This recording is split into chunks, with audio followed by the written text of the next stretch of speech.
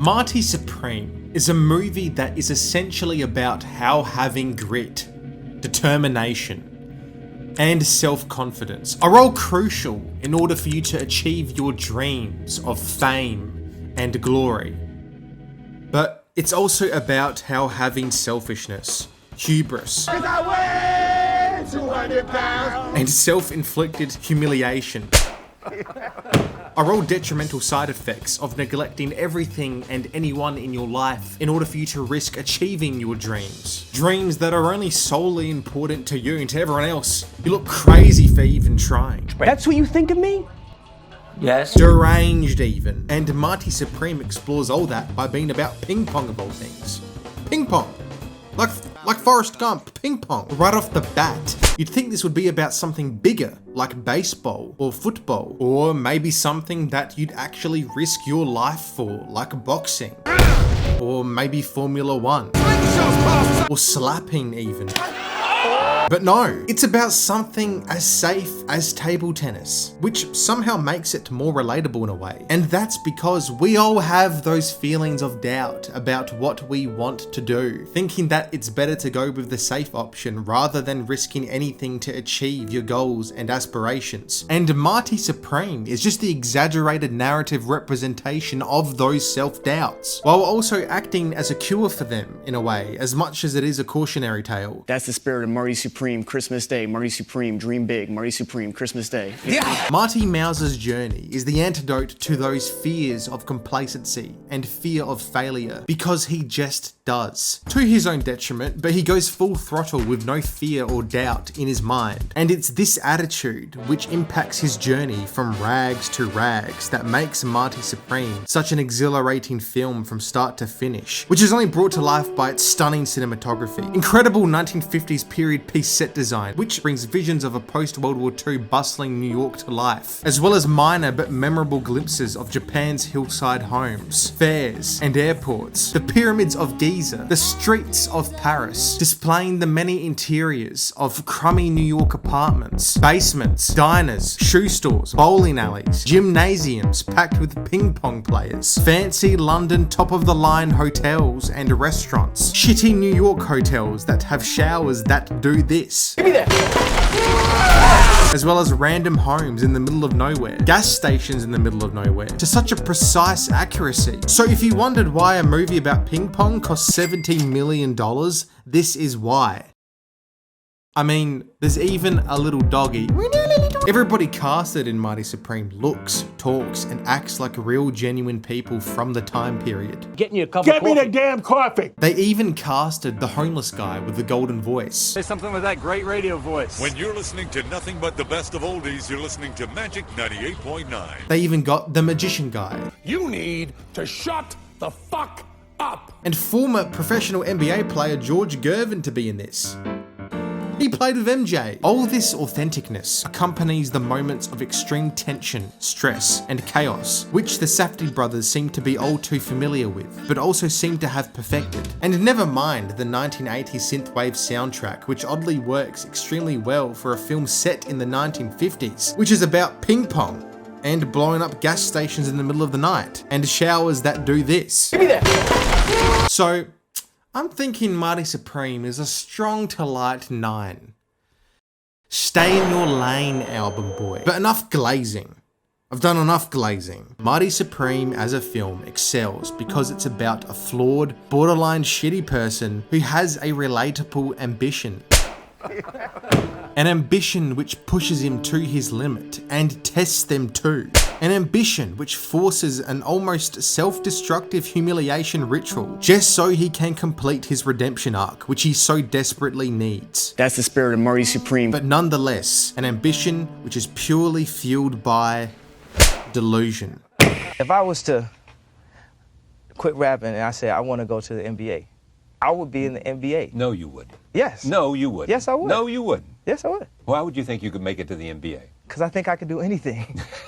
A delusional self-belief combined with a poorly worded random disdain for opera and the ballet is the key to success. That's not a shot. I hear what you're saying. And it's also the glue that holds Marty as an individual together. He survives and pushes through not due to his intellect or talent or skill or even any resemblance of redeemable quality in his character, but more rather, Is there any limit to your ambition? No. it's his sheer deluded sense of imagination, Well, no. of what he could achieve that keeps him going. But when you take a second to think about it,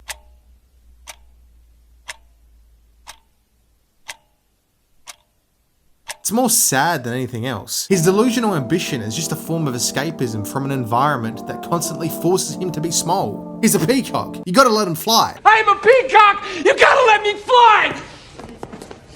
You know, a cramped bedroom in a cramped New York apartment, a home life that is missing a father figure, a dead-end retail job as a shoe salesman forced onto him by his uncle. Yes. Look at him eating that fucking sandwich. But him working at the shoe store for his uncle, it is a stable job. It pays well. He even gets offered a promotion. But it's routine. It's the safe option. The secure option, the smart option. But every day in that shoe store forces Marty to fit people into shoes that help them move forward in life. Yet he himself remains stuck in place. It's not the high risk, high stakes, high reward path for Marty, which is that of ping pong. Instead, it's something that reinforces the quiet tragedy of living a life not occupied by his dream, only existing in service to other people's movements, but not his own. These are facts. So what does he do? He runs away. Throws his chance at a stable, secure life for fucking ping pong.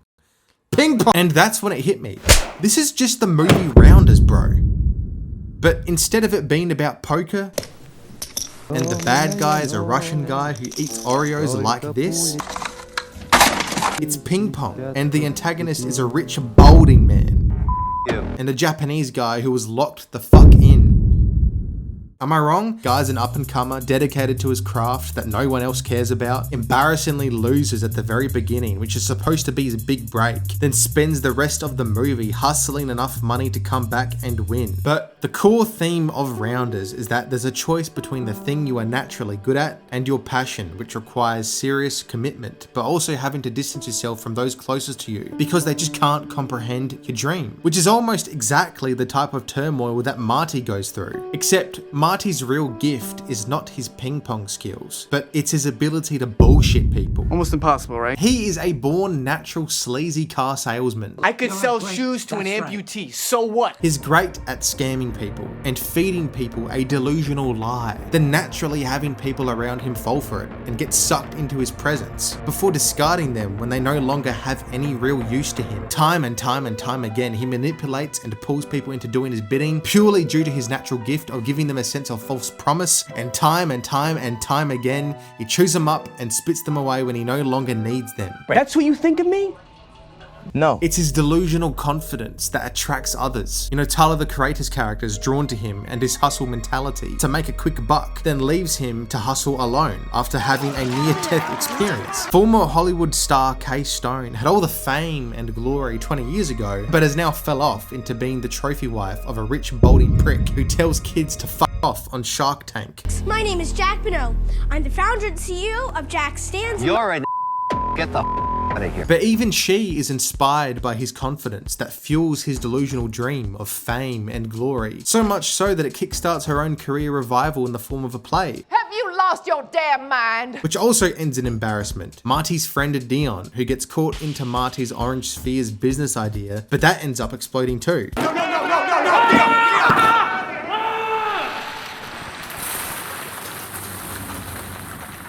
Even Mr. Wonderful, although skeptical, sees a business opportunity in him and then can only watch and threaten as he sees his investment get burned alive in front of him. I was born in 1601.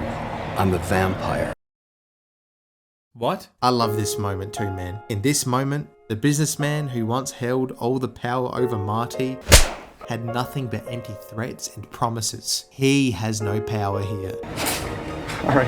But also, the fact that Marty could not surrender his delusional sense of pride likely fucked over his chances of living a comfortable life. And all he had to do was sacrifice this one win. Everything that Marty touches eventually self-destructs and leaves him a step above and everyone else worse than when they met him, even to his own detriment, because deep down, beyond Marty's delusional aspirations and ways of achieving them, he is selfish, which is partly what striving for greatness is, or at least requires you to be to an extent. There's a really great scene, You're gonna love this story. which is honestly the best scene in the movie, where Kletsky is telling Mr. Wonderful the story about how during the Holocaust, he used his natural gift, which in this case was precision with his hands, to defuse bombs for the Germans. But one day, he found a bee, and then he followed the bee and found honey in a tree, and that rhymed. Rhymed like dimes. And instead of eating it for himself and keeping it as his little secret, he smothered it all over himself and let his bunkmates suck it for nutrients. It's a very strange, kind of religiously motivated scene where one man, in the most nightmarish of conditions, used his gifts and sacrificed himself for others. Contrast that with Marty, who uses his gifts to bullshit and lead people on, and it's almost a complete night and day difference between young immaturity and old wisdom. He rejects his childhood sweetheart who loves him so he can pursue his selfish and delusional dream of ping pong, which in doing so keeps on getting him in a deeper and deeper pit of suffering. She even gets shot while 9 months pregnant, and instead of staying with her in the hospital, Marty goes to Japan to fuck up an investment deal that would have given him a couple of years worth of salary to win a game nobody else but him cares about. It's like Sunk Cost Fallacy the movie. I'm ruined. I have nothing left. Except ping pong. But remember when I said that Marty's gift was bullshitting people, leading them on, manipulating them, then eventually dropping them when he no longer needs them to be his own stepping stool? Well, I lied. Because the real secret gift he has is his ability to endure humiliation. Marty is disrespected, fucking spanked with a table tennis paddle by an old balding man. He gets handcuffed by a cop under orders from his uncle, who was trying to force him to take over the shoe store and get slapped. Ow! Let's go. We're going. Ow! He just hit me. Then to hide from the cops, hides in garbage. So he smells like trash with no money in his bank account. Then the fucking shower collapses and breaks this guy's arm. He even gets shot at multiple times. He goes through all this. He pushes and endures pain, failure, humiliation. But he wins in the end. He redeemed his pride. He won. He beat Endo and reclaimed the title of the best table tennis player in the world in spirit. Like he won. Not officially, but he beat the best in the world in an unofficial match. But it's the last scene, which to me is one of the best, most emotional endings to a movie of the 2020s. He gets to see his newborn baby, and in this final humiliation, realizes that none of it really mattered in the end. Abandons his selfish pursuit and faces reality, which is that he is now a father and no longer a boy with a dream. It hits so hard because in my mind, Marty wins twice. The first is a hollow, unofficial victory that reclaims his pride, and the second victory shatters it and paves way for personal growth. There are a lot of ways you can interpret this ending, but in my mind, I think like Kletsky sacrificing himself to feed his brothers and sisters in need, Marty will now use his skills and gifts not in service of himself, but now in service of his family, because now he actually has something and someone to feed, and not just his pride. What a great movie this is. A movie that has everything. A tight script, tight acting, tight editing and pacing. These are facts. And a tight message, which is more left up to the viewer to ponder as those final credits roll. So if it's anything you learnt from this video, in a world of white bowls, be an orange one. And my God, do I want that jacket. Look at that jacket. I want one of. That's the spirit of Marty Supreme.